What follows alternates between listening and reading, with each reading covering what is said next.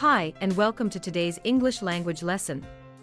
Today, we're going to be talking about the process of renting an apartment in English. Whether you're a student, a professional, or a traveler, learning how to rent an apartment is an important skill to have. First, let's start with some basic vocabulary that you might need when renting an apartment. You can find the word list in the description. Some key words to know include apartment, a self-contained housing unit that is part of a larger building. Rent, the money paid to use a building or land for a specified period of time. Lease, a legal agreement between a landlord and a tenant in which the tenant pays rent to live in the apartment. Landlord, the owner of the apartment building or property.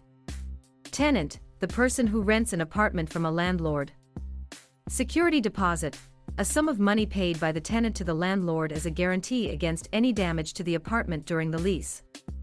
Now that we have some of the basic vocabulary out of the way, let's talk about the steps involved in renting an apartment. First, find an apartment.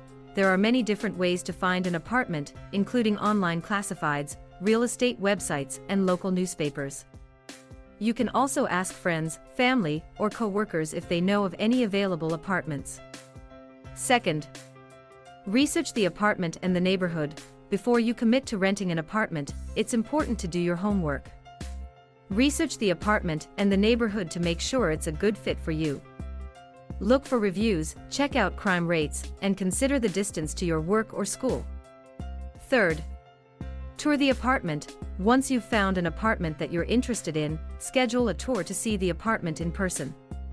This is your chance to see the layout, check out the amenities, and ask any questions you might have.